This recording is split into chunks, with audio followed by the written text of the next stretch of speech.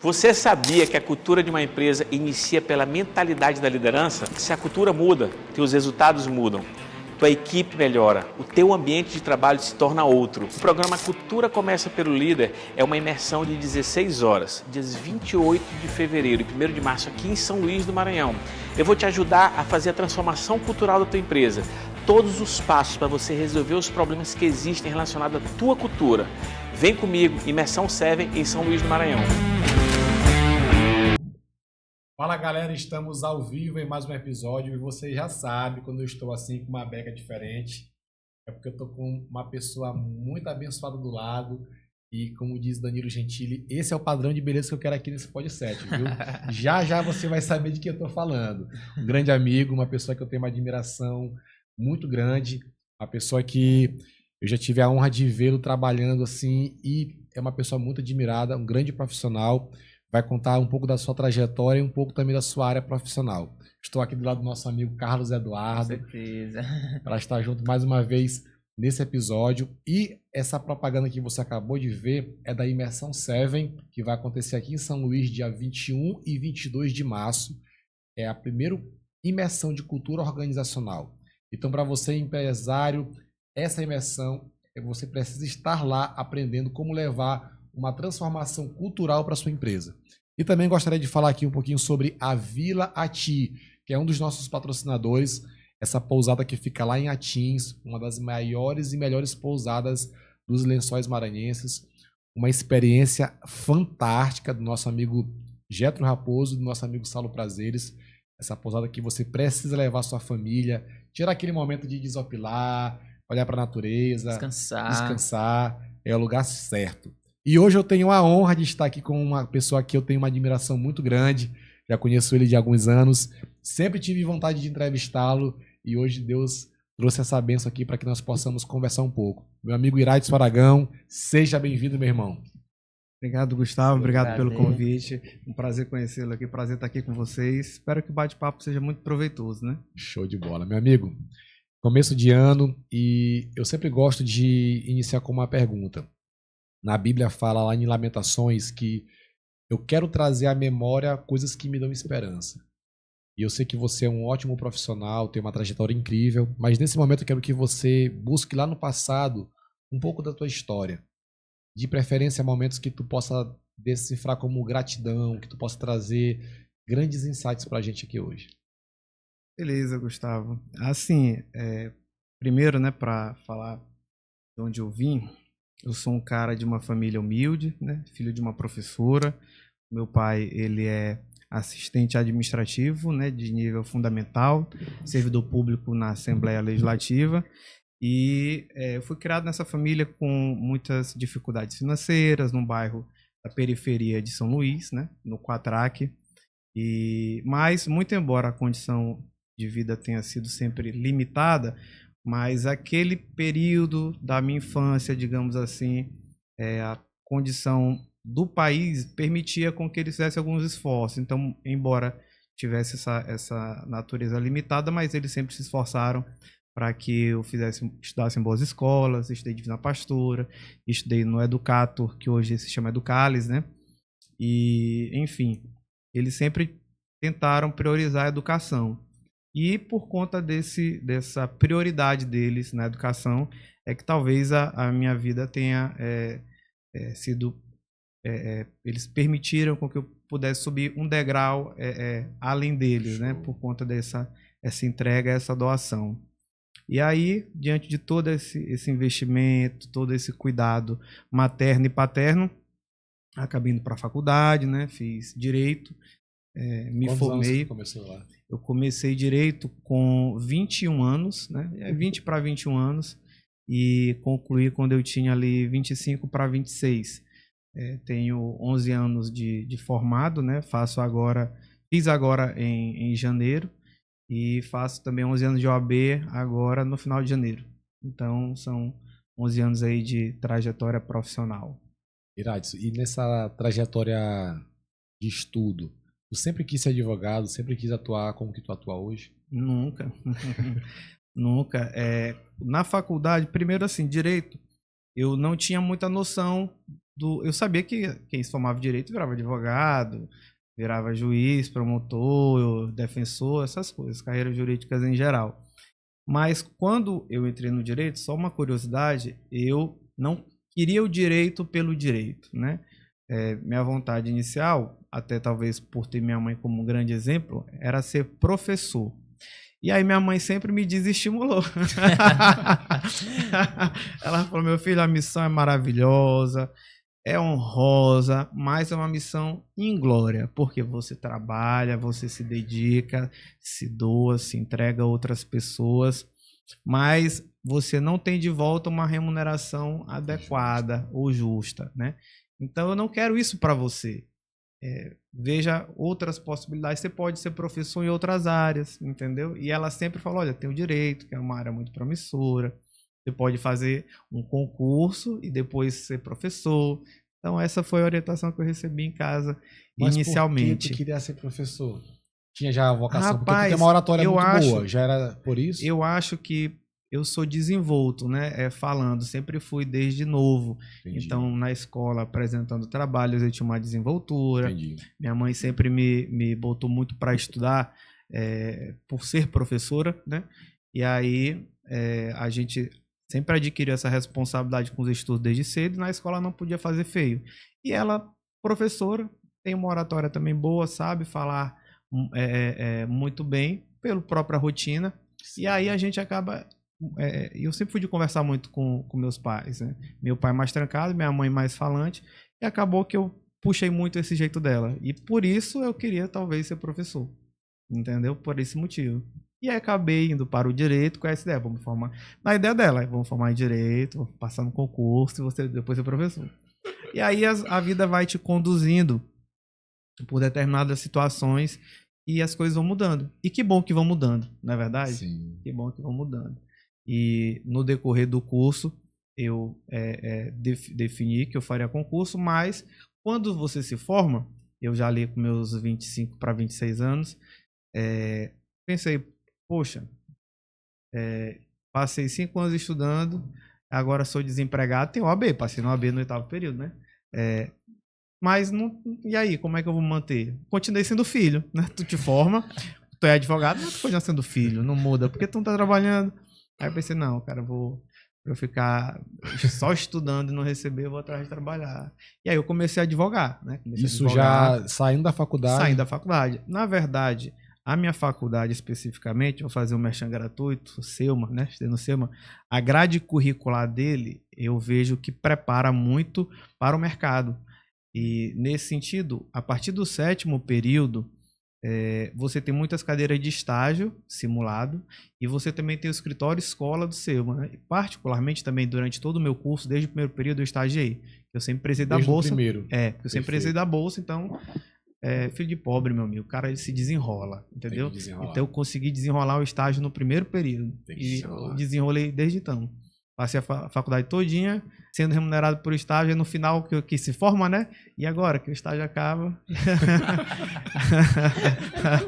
Agora tu é tu. E aí, por conta, talvez até dessa preparação da grade curricular da universidade, eu sempre tive muito contato com muitos casos. No escritório escola você atendia muitas pessoas, e as pessoas ali na conversa, né, já gostavam da gente. No escritório escola, os casos são limitados, então você não pode pegar todos.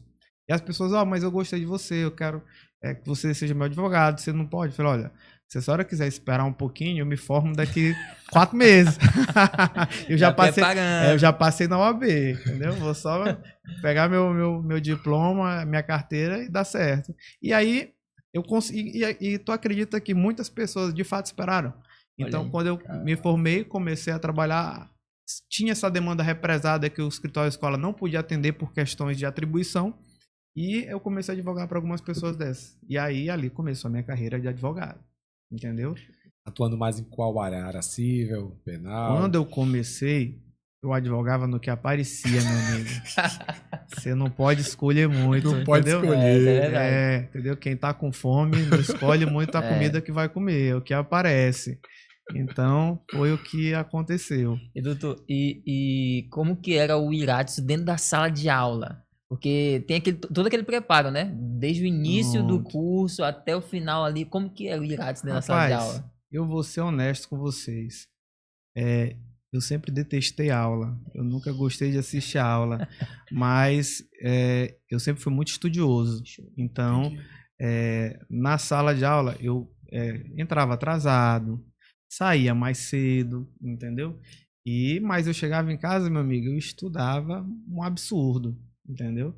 Na minha faculdade, depois do meio pro fim, ela criou um ranking, né, chamado Top 5, eu não sei nem se ainda tem, acho que até acabaram com isso, e ela te dava no teu boletim online, tu ia acompanhando durante depois da primeira avaliação, tu via em que posição tu tava ali frente aos teus amigos de classe.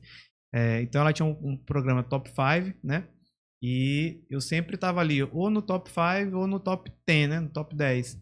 E aí, tipo, às vezes estava em oitavo, estava em sétimo, às vezes estava em quinto e quarto. Então, assim, eu sempre fui muito estudioso, muito, muito estudioso. Então, não tive esse problema na faculdade de reprovar um monte de cadeira, repetir período. Graças a Deus não tive esse tipo de problema. Mas gostar de aula eu não gostava, mas é questão de estilo, né? Tem gente que assiste a aula, anota tudo, tem outro tipo de rendimento. Eu estudava em casa. Irates. E assim, levando para a área do direito, te aprendi muito que tem que ter muito network. Conhecer leis, mas conhecer muitas pessoas. E eu vejo que tem um advogado que conhece muita gente, atua em muitas áreas. Isso tu já teve esse insight na faculdade, pelo fato de tu ser uma pessoa sociável, puxou para tua mãe, muito falante, ou tu foi aprender isso no campo de guerra? Assim, isso sempre foi uma predisposição pessoal. Sim. Mas eu nunca, sendo bem honesto contigo, eu não sabia nem que isso era algo importante para a carreira quando eu me formei. E não sabia mesmo, né? O fato de eu conhecer muitas pessoas e ter essa facilidade de me relacionar, me rendeu os primeiros clientes, que foram esses, por exemplo, represados da universidade, escritório escola da universidade, que não poderiam ser atendidos por lá. E, posteriormente, o fato de eu também ter sido sempre estudioso, na vizinhança lá da rua da minha mãe, as pessoas sabiam que eu era estudioso. Eu nunca fui de andar em rua, nunca fui de andar em bagaceira, então sempre fui um cara muito recluso em casa. E isso tudo, quando eu me formei, as pessoas tinham muita expectativa. Então, um vizinho outro dirá, passei no concurso aqui, fui preterido, fui analisar, olha, dá pra gente entrar e conseguir tua nomeação. Aí entrei com esse inclusive foi o meu primeiro processo, de uma vizinha minha. E aí consegui a nomeação dela, né? Já eliminar meu primeiro caso. Aí depois um caso de saúde, e aí foi uma ação bem delicada. Um dos meus primeiros casos de saúde muito grandes foi da minha mãe. Minha mãe, ela estava com um aneurisma cerebral, e o plano naquele tempo com dificuldade em fazer a autorização, em autorizar o procedimento. E era um procedimento de muito risco e de muita urgência, porque, sei lá, se ela fizesse uma atividade física, tomasse um susto, correria risco do aneurisma romper e fazer um AVC, né? E aí, às vezes, poderia ser um quadro irreversível. Então, no início da minha carreira, eu fui provado de forma muito forte, até psicologicamente, porque um caso familiar dessa natureza, pô, tu tá preocupado com a vida da tua mãe, entendeu? E foi um dos meus primeiros casos, tá entendendo? Um dos meus primeiros casos mesmo. E aí, só que tudo tem seu lado bom e seu lado ruim. Muito embora a dor emocional do período e desgaste tenha sido muito grande, mas foi mais um processo de início de carreira, querendo ou não, para a circunstância ali muito grande, e que deu certo, eu consegui garantir o direito da minha mãe, né? Consegui eliminar, sempre fui muito diligente, né? Consegui com que além de conseguir eliminar, que a clínica cumprisse logo de imediato, enfim. E ali, nesse ambiente, aí tu vai criando relacionamentos. Eu fiz muita amizade com o médico, que era o médico da minha mãe no tempo, entendeu? E o médico passou a me referenciar positivamente para algumas pessoas. E assim, nesse percurso da vida, eu fui começando a compreender a importância do networking e dos relacionamentos, né? Aí, vivendo mais a vida profissional, eu fui percebendo como isso vai te conduzindo a oportunidades. Oportunidades geram trabalho, o trabalho bem desempenhado gera confiança, nasce ali a credibilidade profissional, e aí as coisas vão virando um círculo natural, digamos assim. Doutor, eu sei que o senhor já atua em bastante casos, né? Inclusive desse da sua mãe. Mas eu queria perguntar algo mais de dentro, né? Assim, do coração, da mente do profissional que tá atuando nesses casos. Como é que fica a adrenalina nesses momentos, nesses casos, assim, né? Como é que fica? Porque a gente pensa, a gente vê, né? A pessoa assim, nossa, tá atuando lá falando, dando sustentação, mas não sabe o que tá passando por dentro da pessoa, né? Como é que fica ali a situação, o corpo, o emocional? Assim, eu, particularmente, eu tenho talvez um vício em desafio, né? Tudo que me desafia, eu fico muito excitado, muito animado, né? Muito ali motivado. Então, tudo aquilo que tira da minha zona de conforto, eu acho que me dá essa sensação que tu tá falando do frio na barriga. O Gustavo, inclusive, na oportunidade em que nós nos conhecemos, foi um desses casos que me gerou ali esse sentimento, essa adrenalina, sabe? Realmente esse frio na barriga na atuação, mas que é uma coisa positiva, porque existe esse frio na barriga do nervosismo, daquele que te acovarda e daquele que te faz te dar o teu melhor, né? Para tu exercer ali a tua melhor versão. E via de regra, como eu gosto desse tipo de situação, eu me sinto desafiado a oferecer o meu melhor, né? O meu melhor lado. E aí, esse é o tipo de coisa que eu gosto de trabalhar. E lógico, nervosismo. Geralmente fica nervoso antes de sei lá, atuar em alguma sustentação oral dentro do tribunal, ou na ocasião como ele me presenciou numa Câmara de Vereadores ou em qualquer púlpito. Claro que dá o frio na barriga, sim. Mas é antes. Eu te confesso que na hora que eu subo ali, e eu começo a falar, ali eu consigo ficar muito calmo. Tranquilo, né? Muito tranquilo. É o habitat natural. Ali eu não fico desconfortável. Ali eu estou numa posição de conforto. Então, esse frio é só antes. Porque tu fica imaginando como vai ser, como eu vou desempenhar, como será. Mas depois que tu sobe ali, que é a hora da ação, que tu já sabe, geralmente eu mentalizo muito, né? Como eu vou fazer, como eu vou falar, eu já traço a estratégia antes, eu tento fazer a leitura de cenário. E dependendo do lugar, se é uma sustentação no tribunal, eu tento ver qual é a Câmara que eu estou atuando, quem são os desembargadores, qual o perfil de cada um, para que eu consiga prender a atenção. Se é numa Câmara de Vereadores, num processo de cassação ou uma situação de desvantagem política, eu preciso ser um pouco mais efusivo, digamos assim, nas palavras e enfáticos para chamar a atenção, porque é uma situação que politicamente eu estou em desvantagem, eu sei que eu vou perder por conta disso, mas eu preciso ali plantar situações e cenários. Eu vou utilizar tecnicamente no tribunal para reverter aquele julgamento político sem base. Então, isso acontece muito, entendeu? Mas toda essa circunstância é antes. Depois que sobe ali, passa tudo isso. Iradson, e tu começou a falar sobre esse caso, e tu tem uma coleção de casos midiáticos.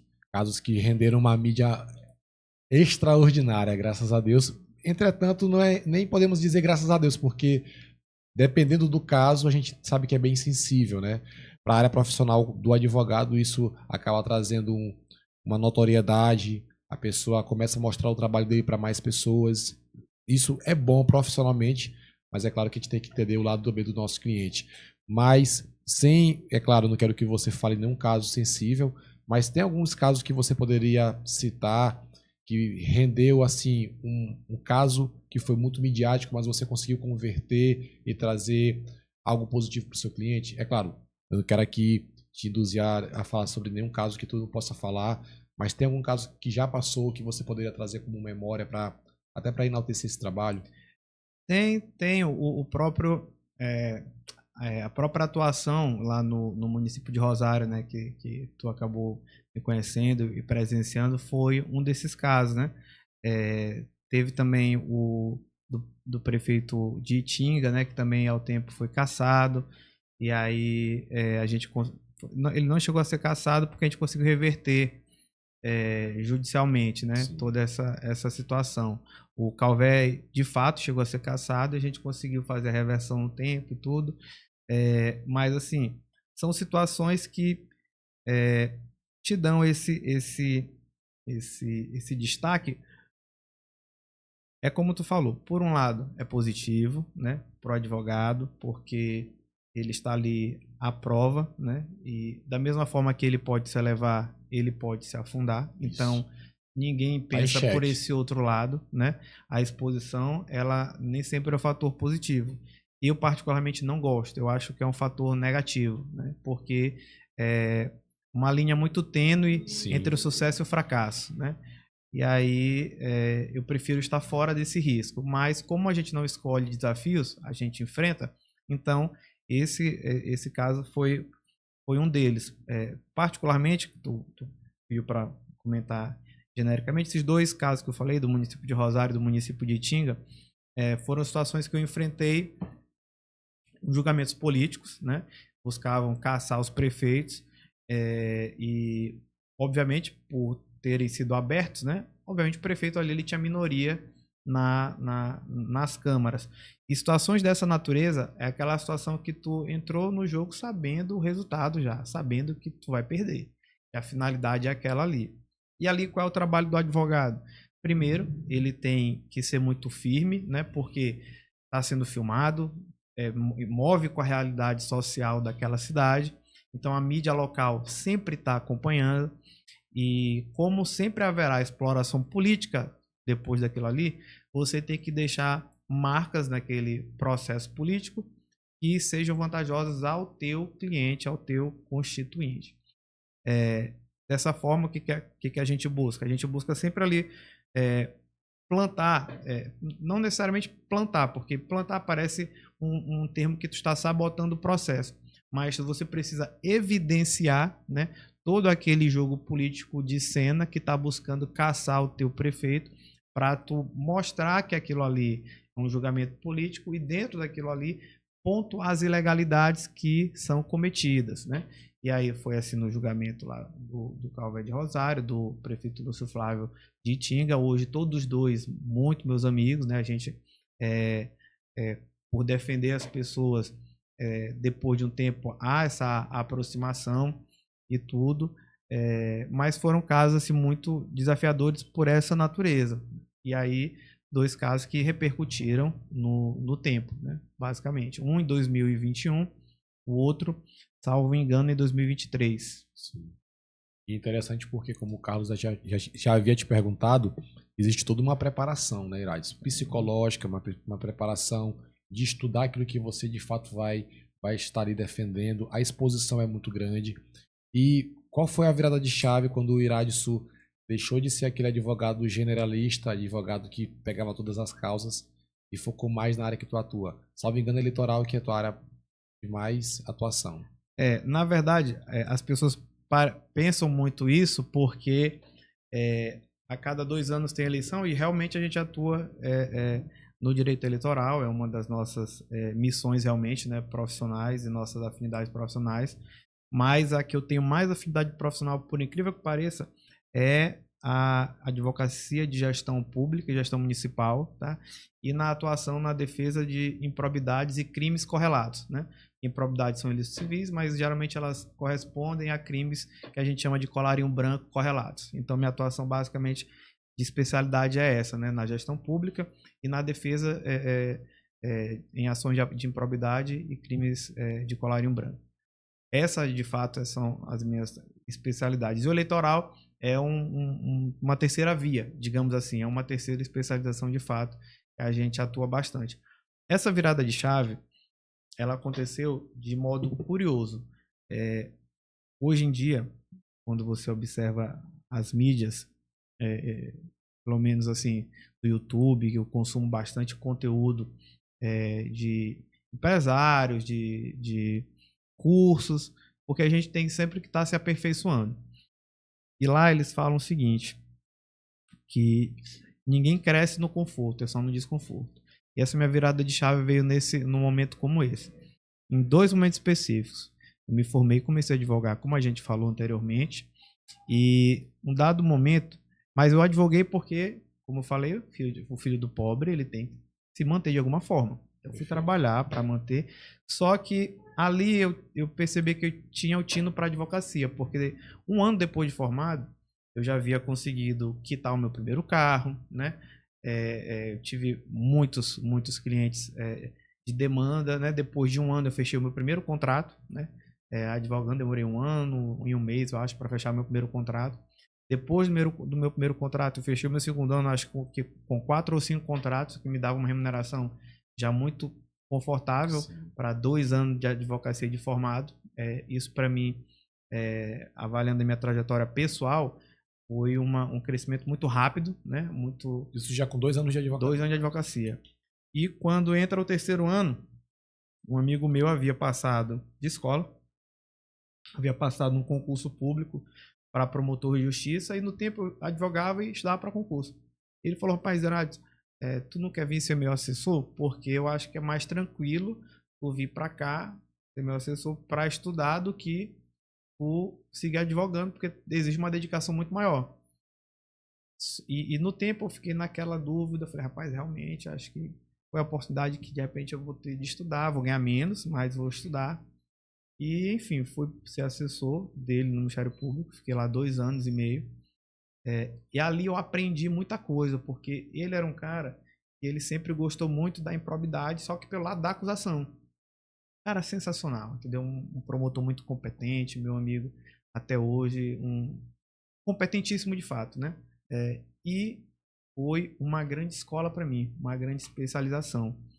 E aí, depois de 2 anos e meio, eu falei, cara, eu acho que eu vou voltar a advogar, porque eu tô 2 anos aqui. O ritmo de trabalho dele era intenso e acabou me consumindo muito, né? Então, o tempo que eu teria para estudar, eu não tive da forma como eu gostaria. Eu falei, cara, eu vou preferir voltar a advogar, porque eu trabalho esse mesmo tanto e ganho mais. Então, faz mais sentido eu voltar a advogar.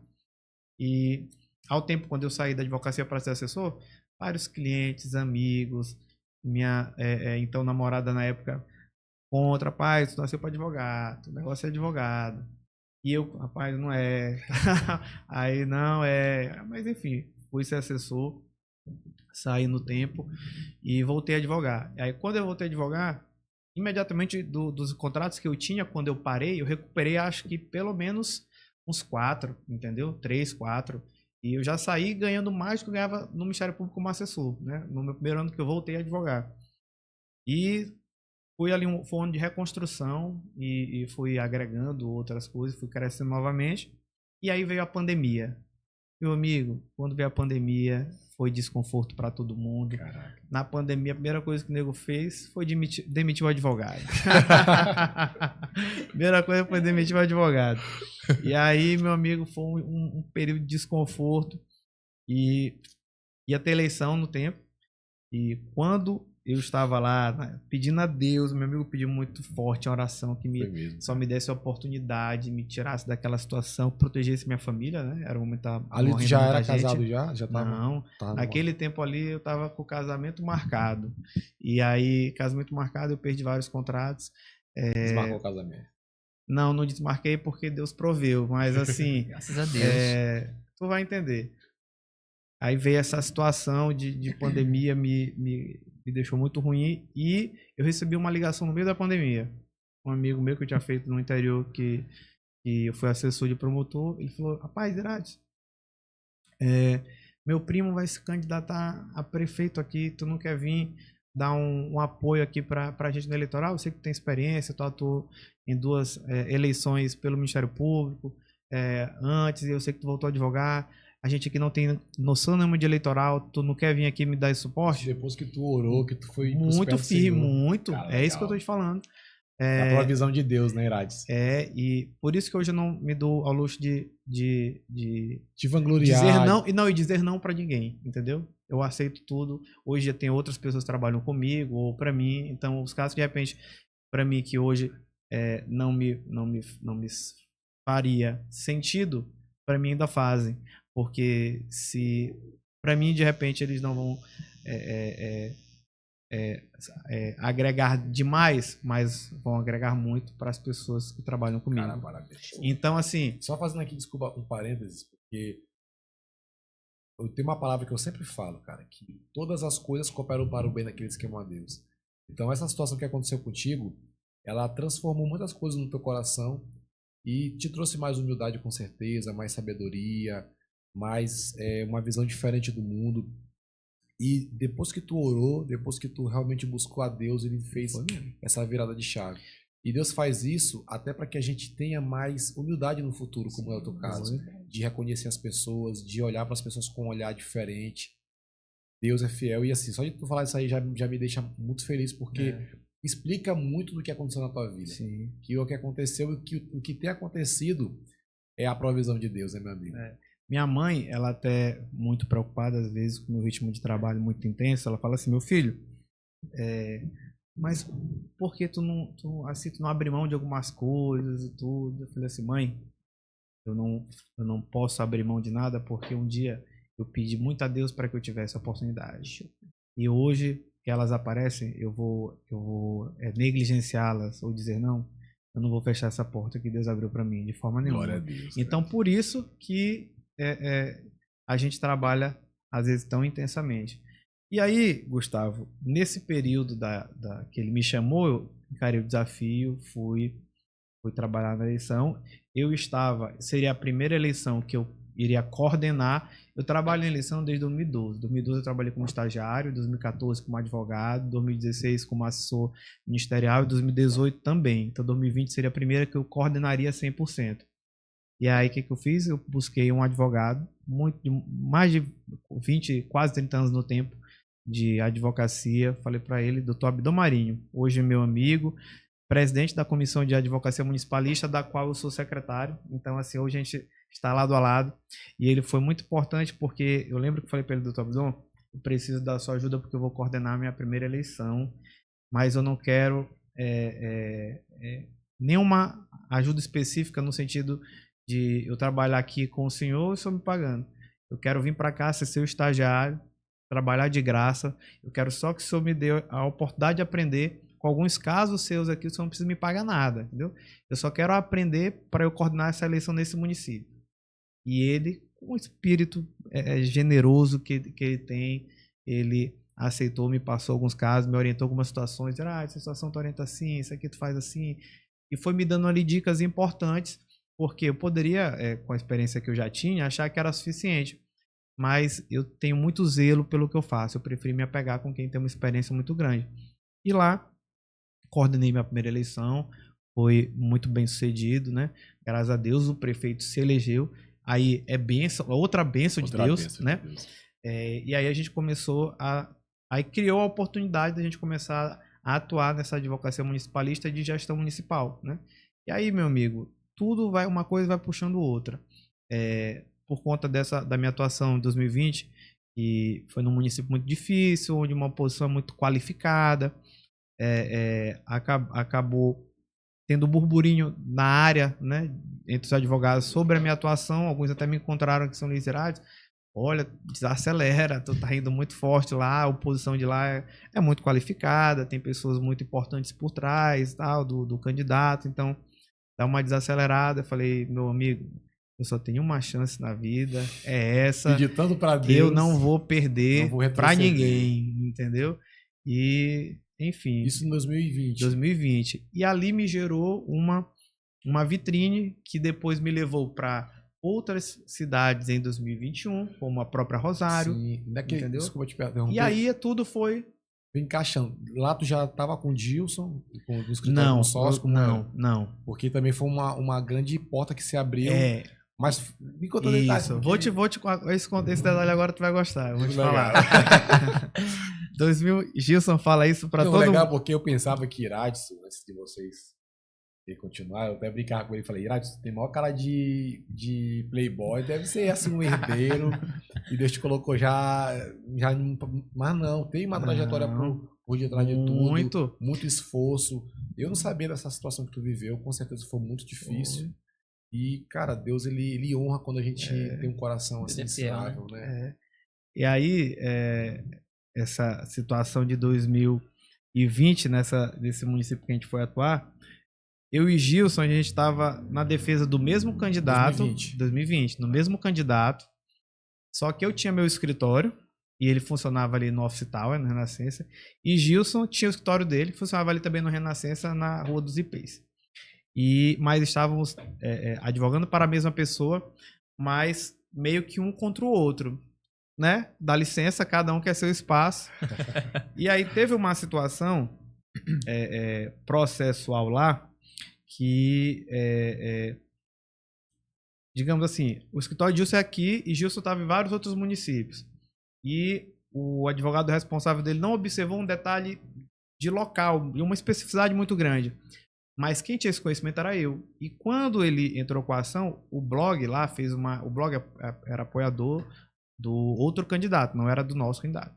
Ele fez uma publicação acabando o nosso candidato, acabando o processo, falando um monte de coisa, que o processo isso, aquilo. E a esposa desse candidato, meu amigo, surtou e ficou muito chateada e começou a acusar Gilson e falar isso e aquilo, que o Gilson estava errado. E aí, nessa situação, falou, Irasto, agora eu quero que faça isso. Eu cheguei para ela e falei, olha, fulana, deixa eu te dizer uma coisa. Eu, aqui no primeiro grau, eu me garanto. Porque eu confio no meu trabalho e eu sei o que eu estou fazendo. Lá no segundo grau, só o meu conhecimento não vai ser suficiente. É preciso de uma experiência. E nesse caso, é o Dr. Gilson. Não mexa com ele, não. Deixa ele aí, entendeu? Vamos fazer uma reunião e alinhar as coisas. E aí, marcamos uma reunião aqui em São Luís. Essa reunião foi no escritório do Gilson. E aí, ali a gente começou a conversar. E eu costumo dizer para Gilson, Gilson, tua relação comigo foi de amor à primeira vista. Porque ele gostou de mim, gostou do meu jeito, né? Disse que eu era muito bravo, né? E aí começou ali a me fazer uma série de propostas, né, e tal. Irás, vem pro meu escritório. Falei, não quero, eu tenho o meu, entendeu? Irás, vem pra cá. Não quero, eu tenho o meu, entendeu? E foram meses ali, 2020, até dezembro, ele ali me aliciando, insistindo. Eu falei, não, Gilson, eu tenho meu escritório, não quero saber do teu, entendeu? Aí eu parei pra pensar, eu conversei com o prefeito, parei pra pensar. Aí eu falei, Gilson, vou fazer o seguinte, eu vou conversar contigo, vou ouvir tua proposta, bora ver. Ele fez uma proposta, me pareceu interessante, a gente alinhou, e aí eu resolvi ali sair do meu escritório, da sociedade a qual eu pertencia, e entrar na sociedade do Gilson. E ali a gente começou uma parceria que, graças a Deus, tem feito muito sucesso, tem dado muito certo, né? Estamos aí fazendo já 5 anos esse ano. E assim, ele é uma das maiores referências do Maranhão na área que ele atua, né? Então, assim, foi uma outra porta que Deus abriu também. Gilson, cara, eu digo o seguinte, ele nesse ponto, ele foi meu tutor e mentor, porque vamos supor que eu tenho 10 anos de advocacia, um pouco mais, 11, mas assim, vamos supor que sejam 10. Metade foi sem conhecer ele, né? Eu desempenhava bem e tal, eu tinha eu sempre tive um tino para advocacia de fato, e vivia razoavelmente bem. E dali, depois que eu conheci Jesus para frente, ele me deu várias dicas, vários insights da advocacia, que abriu os meus olhos. Fora que, de fato, o Gilson é muito conhecido, né? E basicamente ele me colocou na vitrine, né? E muitos casos, porque eu tinha uma capacidade de absorção de casos, que era uma X. E a de Gilson, até pelo tempo de carreira, Gilson tem 25 anos de advocacia, entendeu? Eu tenho 10. Então, só na minha frente ele tem 15 anos. 15 anos. Meu amigo, esse tempo de estrada faz muita diferença. Faz. Um absurdo. E aí, a minha capacidade era X, a dele era 10X. Sim. E aí, o número de casos que chegavam para ele, e aí que eu acabava absorvendo, tudo isso serviu de um aprendizado, uma escada, um degrau na subida aí da vida profissional. Então, assim, eu costumo dizer E o Gilson, nesse ponto, para mim é um pai, é um tutor, ele sabe, assim, a gente conversa muito sobre isso. Hoje a gente tem várias parcerias aí. Show de bola. E Gladys, eu fiz uma pergunta para ti muito, muito interessante também, e envolve toda essa tua área aí. Tu pode falar até dentro da área pública quanto da área de outras áreas, né? Qual foi o caso assim que te trouxe talvez mexeu com o teu psicológico assim de uma forma muito forte assim na tua trajetória como advogado, um caso assim que Olha, te trouxe caso que tenha mexido com o meu psicológico, eu acho que somente 2 em toda a minha vida. Primeiro foi da minha mãe, né? Talvez 3. O primeiro foi da minha mãe. O segundo foi da avó da minha esposa, né? Que também foi parecido com o da minha mãe. E o terceiro é um caso que eu estou atuando agora, que tem uma repercussão nacional, apareceu no Fantástico, no Nacional. Então, foram três situações que mexeram comigo, assim, com o meu emocional, meu psicológico. Foram esses 3 casos especificamente. Show de bola. A questão da oratória tu já desenvolveu logo na infância, na adolescência, mas até hoje tu treina, tu busca te capacitar nessa área que é muito importante, até porque é um dos principais soft skills para um profissional e muitos advogados que eu conheço ainda tem essa barreira, esse entrave e eu vejo como uma crença limitante, porque eu penso assim, que a oratória, é claro, que é técnica, é algo treinável, mas começa aqui na mente. Gustavo, a pessoa que ela acha que ela sabe de tudo, ela não sabe de nada, entendeu? Ela não sabe nem viver. Então, questão da minha oratória especificamente, há uma predisposição, né? É uma característica minha, digamos assim, por sempre ter sido muito falante. Esse é um ponto. Mas nem sempre foi assim. Eu sempre falei muito rápido, eu sempre falava demais, e quem me deu muitos toques para ir aperfeiçoando isso, primeiro foram alguns vídeos do YouTube, né, que, como eu disse, eu fui consumindo conhecimento, né, e tudo que tem a ver com a minha área ou com gestão empresarial, a gente vai buscando ter por conta da forma que a gente conduz nosso escritório. Mas quando eu observei que a oratória ele tinha justamente esse aspecto técnico, porque eu não sabia, eu comecei a assistir vários vídeos, né? E isso te melhora. Você começa a ter atenção para a forma como você fala.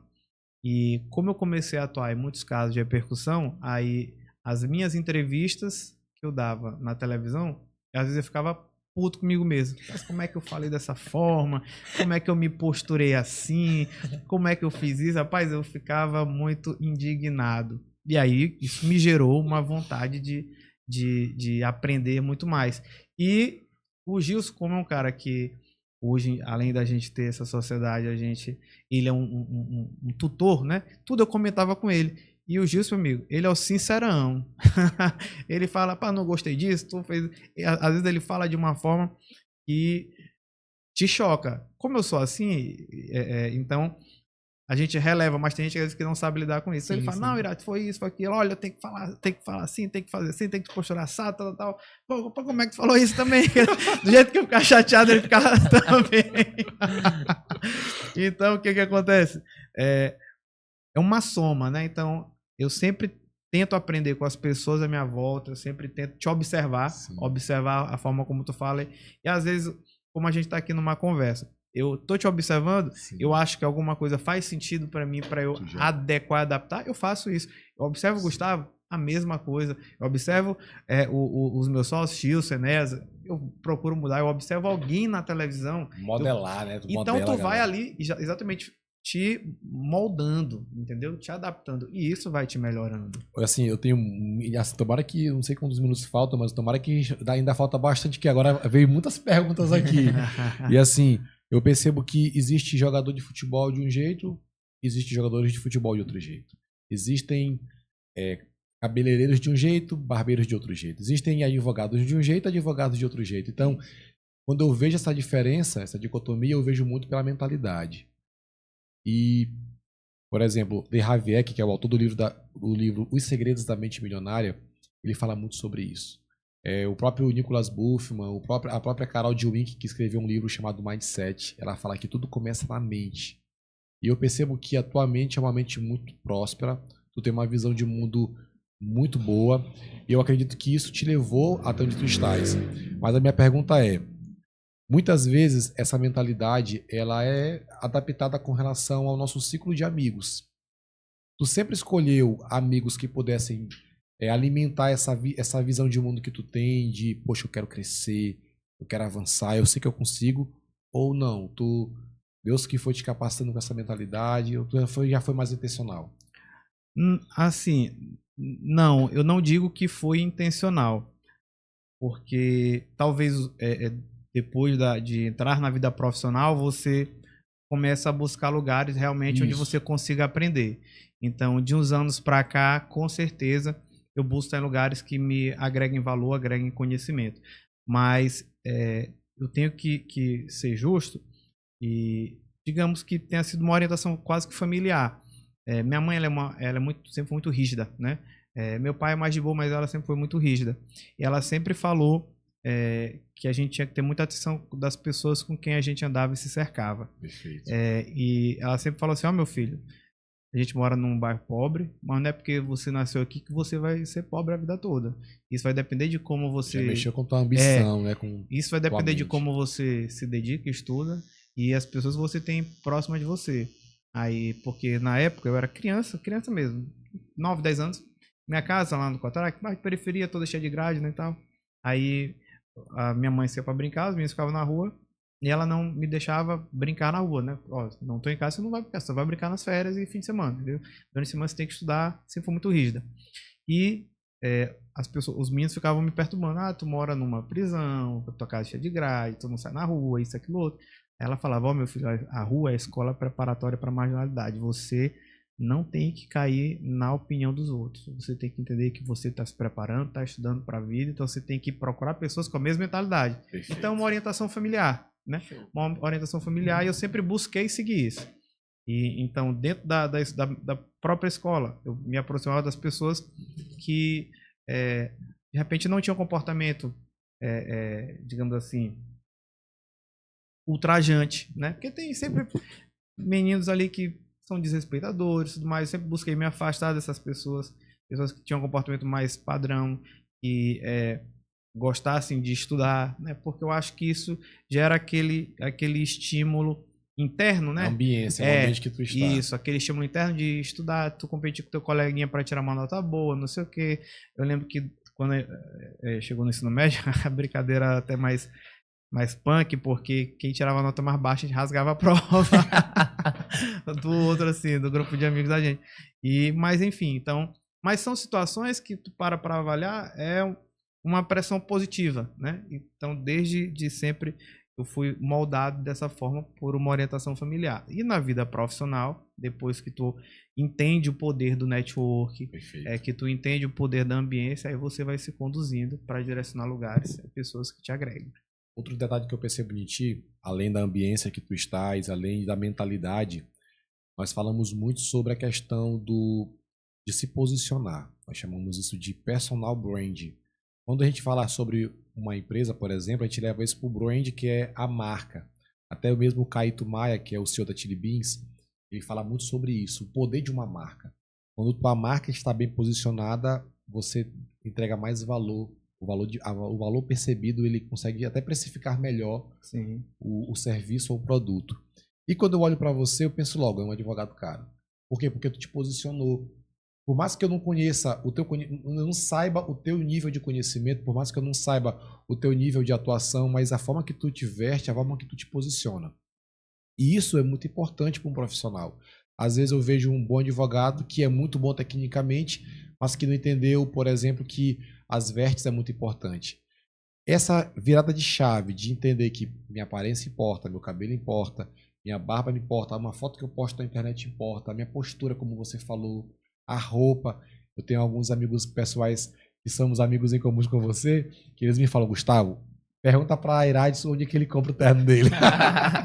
Então, esses detalhes é interessante, até porque O acadêmico de direito, e só esse mês nós entrevistamos uns 3 acadêmicos lá da UNDB, que são grandes líderes lá também de algumas ligas, e eles também falavam sobre isso, que eles já se comportam de uma tal forma porque eles olham advogados referência. E hoje tu é um advogado de referência. Mas tu sempre pensou assim? Ou foi uma virada de chave também depois que tu entrou pro escritório do Gilson, que tu começou a ter novos ambientes? Assim, eu costumo dizer que eu sempre fui muito vaidoso. Sim. Eu sempre fui muito vaidoso de fato, né? Então eu sempre procurei me arrumar minimamente bem, né? Mas algumas coisas acontecem depois que tu atinge uma determinada condição Sim, financeira. sim. Então, mas eu confesso que, muito embora eu tenha sido vaidoso, eu não ligava muito para essas coisas do caimento da minha roupa, desses detalhes, né? Me vestia bem, me arrumava bem, nunca fui bagunçado, sempre cortei meu cabelo ajeitadinho, cuidei da minha barba, né? Cuidei dos meus dentes, então sempre tive uma vaidade nesse aspecto, mas a questão do detalhamento, que é que dá essa diferença talvez na imagem, é muito o meu tutor, o Gilson. Mas é porque eu chegava no escritório, o Gilson olhava, rapaz, esse teu terno aí tá engeado. Que ele usa a expressão do interior, que ele é de Santo Inês, né? Esse teu terno tá engeado, esse teu terno amassa, entendeu? Rapaz, procura mudar esse teu terno, que esse teu terno tá te deixando bagunçado. Aí começava a me perturbar com zoeira na molecagem, mas ali tinha um recado, né? É igual, E desculpa, é igual aquela série Suits que tem o Harvey, tem o meu Harvey foi o Gilson, né? que ele implicava, dizendo, pô, que terno é esse? Isso gera um padrão, e é um padrão positivo. O cliente te olha de forma diferente. A percepção. E como tu disse, as pessoas também com quem tu convive. Tem um estagiário que hoje já passou na B, eu vou aproveitar ele no meu time, no meu escritório, como advogado da minha equipe. E ele entrou no escritório de uma forma muito alternativo, e eu fui conversando com ele, dando dicas para ele. Se tu olhar esse meu estagiário, do início, ele começou comigo no segundo período, para hoje, no 10º... um advogado... Não, meu amigo, tu disse, são duas pessoas diferentes. Gustavo não tem comparação, entendeu? Aí o nome dele é Gustavo. Aí eu costumo dizer pra ele assim, Gustavo, tu me deve essa transformação na tua vida. Porque assim, eu até brinco com ele, olha, tu é um cara bonito, mas nem tu sabia que tu era bonito, porque tu chegou aqui feinho, bagunçado, desarrumado. Outra pergunta também, como eu falei, veio várias perguntas agora. Eu percebo que você é um bom gestor. E tu falou também que tu gosta muito desse assunto de business e tal. Hoje o escritório de vocês, para mim, é um dos melhores de São Luís, que está do Maranhão. E tu és um bom gestor, até porque eu conheço alguns amigos que hoje estão na tua equipe, por exemplo, Daniel, ele fala muito bem de ti. E isso, de fato, fala mesmo, cara. Daniel, como é que é o Irades para Gustavo? O Irades é um cara muito legal, isso, aquilo, outro, me ensinou nisso. Conheço o Wesley também, que é teu hoje também trabalha com você na tua equipe. E o líder, ele precisa aprender a treinar sua equipe, a dar feedback, a delegar, e eu percebo que tu tem muito desses atributos. Isso também tu aprendeu recente com essa gestão de escritório, ou tu já foi treinando isso, tu já foi mentalizando, nossa, eu quero também ser advogado, quero liderar um escritório, uma equipe? Assim, aconteceu de modo muito natural, né? Eu comecei, quando eu saí do meu escritório, e eu fui para o escritório do Gilson, a forma como a gente estruturou essa parceria e esse trabalho de sociedade foi um pouco ímpar, né? Digamos assim. E com o tempo, com o crescimento, digamos assim, dentro do próprio escritório e o crescimento do meu nome fora do escritório, eu precisei contratar, né? Precisei ter pessoas ali que me auxiliassem nessa missão.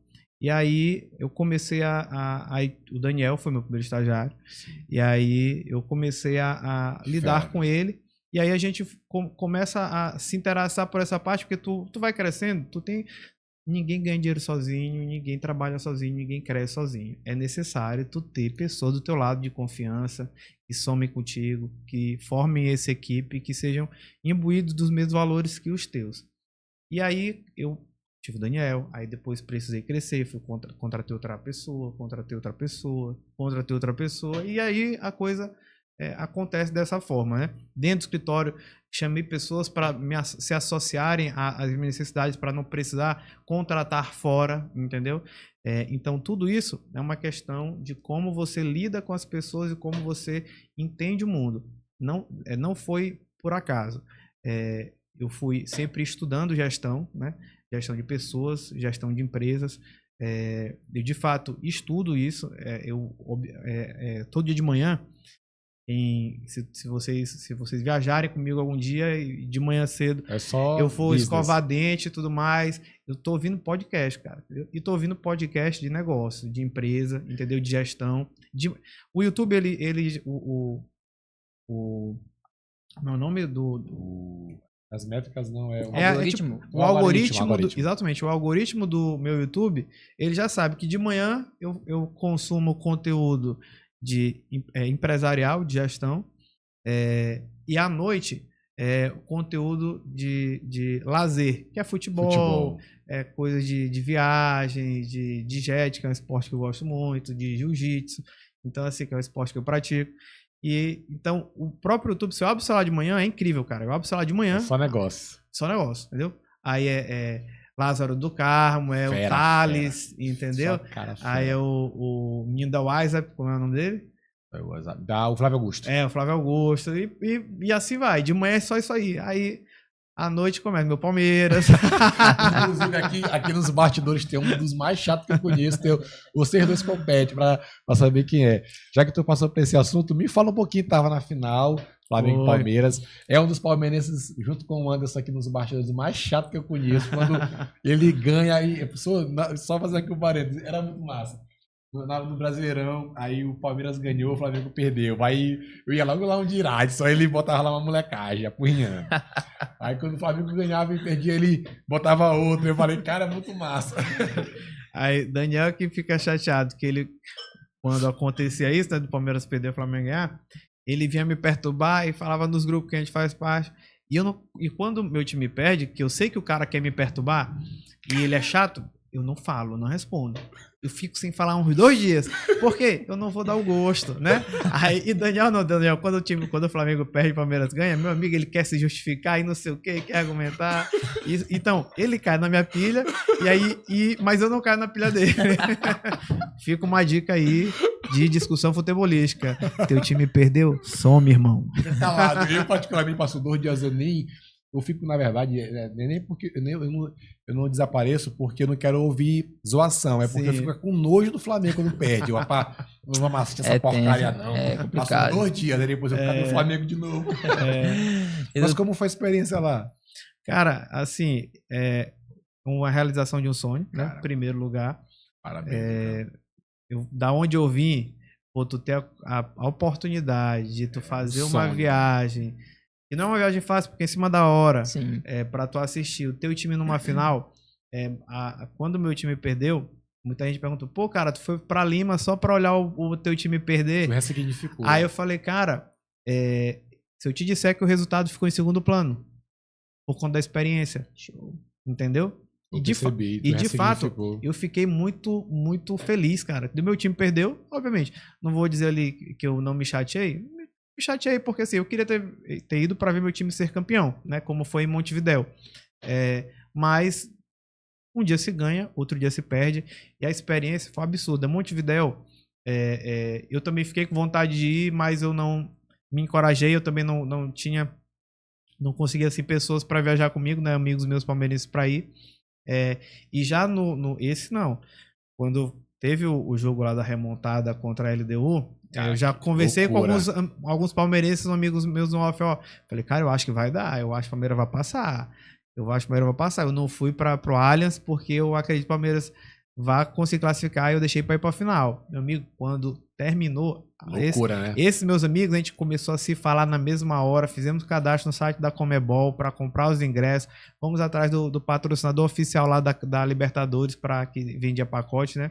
E já resolvemos ali em 24 horas a viagem para a final em Lima. Marcada. Então, assim, foi uma realização, cara, uma realização. E de fato, quando é uma coisa que tu sonha, de fato o resultado fica no segundo plano. O trabalho tá devolvendo, né? Gente, Então, aqui, a galera, todo mundo aqui gosta de futebol e assim, a gente acaba com. Quando eu fui olhar teus status, eu achei massa demais. Poxa, ele ressignificou. Porque, na verdade, cara, a gente que gosta de futebol, a gente quer ver aquela emoção. É um Isso. sonho, pô. E Gustavo, e ali, né, naquela postagem que eu fiz, porque quando meu time perdeu, eu fiz a postagem na final, né? Inclusive a capa da minha tela do celular aqui, né? Que é eu com o escudo do Palmeiras, lá em Lima. E eu postei essa foto e coloquei, parabenizei o Flamengo, disse futebol, esporte é assim mesmo, dia se ganha, dia se perde, a gente ganhou no encontro final anterior e perdemos nesse, faz parte. E de fato, o sentimento era aquele, o sentimento foi só de gratidão pela oportunidade, de fato. Eu realizei um sonho, ali foi um dos sonhos que eu já realizei na minha vida. é porque o ser humano ele luta pra isso, né? Pra realizar os seus sonhos. Muita gente tem muitos sonhos, né? Eu acredito que o Gustavo aqui, ou antes, talvez tenha esses sonhos também de poder estar dentro do próprio estádio, vendo ali de perto, sentindo a emoção, o pessoal gritando, todo mundo correndo, pulando pela emoção. Então, assim, a gente vê que o trabalho ele devolve, e isso é muito bom ver pessoas realizando os seus sonhos, né? Agora, puxando um pouco dessa questão de sonhos, eu acredito que na posição que hoje o doutor está, há muitas pessoas que também já sentem, às vezes, inveja. Como que o senhor lida com isso? Porque hoje, nos casos midiáticos que o senhor atua, há muitos advogados também que têm um olho grande para essas coisas, né? Olham assim com um olhar diferente. Como é que o senhor lida com essa questão? Eu tenho até que ter cuidado como eu vou me expressar para não parecer arrogante e tudo mais. Mas essa questão de inveja e do olhar ruim das pessoas, particularmente, eu não... A gente até sente algumas situações nesse sentido, mas a gente minimiza absolutamente. E minimiza, sabe por quê? Porque quando tá focado, cara, de forma tão comprometida com o teu sucesso, com a tua direção, com os teus objetivos, tu não tem condição nem de perder tempo com esse tipo de situação. E então, assim, para as pessoas que alimentam esse tipo de sentimento, a vida vai devolver para elas sempre esse sentimento de frustração, de fracasso e a estagnação. Então, eu lido com esse tipo de sentimento dessa forma, né? Eu prefiro, por mais que às vezes eu perceba, ignorar e seguir o meu caminho, que enfim, esse que é a forma que eu prefiro lidar com esse tipo de situação. Show de bola. E eu tô, assim, muito feliz, Radis. Assim, Né? Algumas pessoas eu falo assim, quando vem aqui, sabe quando tu fica inseguro que até tu gagueja? E geralmente eu recebo muita gente aqui que eu fico. Mas algumas pessoas, por exemplo, o Calvé quando veio, Jonathan também, irmão dele quando veio, você agora. Algumas pessoas assim que eu tenho uma admiração e que eu conheço e que são referências, cara. Então, assim, obrigado por ter vindo aqui.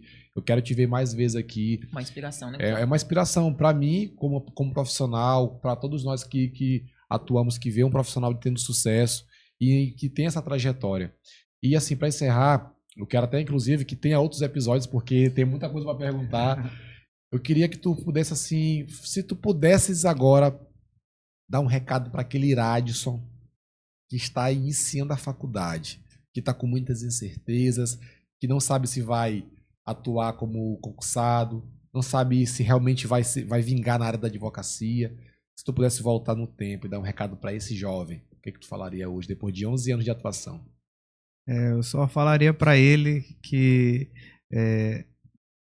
para ele estudar com seriedade desde o início da faculdade, porque muito embora eu não tenha tirado nenhuma nota ruim, nem reprovado assim e tudo mais, nem tido dificuldade na faculdade, mas teve um período em que esse comprometimento, a chave virou dentro da faculdade. Foi a partir do 6º, 7º período que eu pensei, daqui 2 anos eu estou formado, e aí? Então, do 1º ao 5º período, eu falaria para ele, atenção nessa fase do teu curso, porque, enfim, eu acho que o comprometimento é uma marca que tu deve levar desde sempre, e eu nunca fui vacilão, mas eu considero que eu tenha melhorado meu comprometimento com a faculdade do 6º período em diante. Então, só falaria para ele se comprometer de forma mais cedo. Talvez tivesse acelerado algumas coisas, mas isso talvez. Porque o que eu falaria para ele é, meu amigo, eu te vi lá na frente, vai com fé que vai dar certo. Show de bola, show de Meu bola. amigo, obrigado mais uma vez. Você é uma referência Valeu, para todos Gustavo. nós. Obrigado. E que Deus possa te abençoar. Que nossa parceria continue, que tenha outros episódios. Sim. É isso com aí. de outro formato, talvez, Sim. tirando algumas dúvidas, né? Nessa área tão Vasta. admirada, tão vasta. E que Deus te abençoe e até a próxima. Obrigado. Tamo junto, pessoal. Valeu. Tchau, Até a tchau. próxima. Fica com Valeu, Deus. Tchau. Tchau. Ô, meu amigo.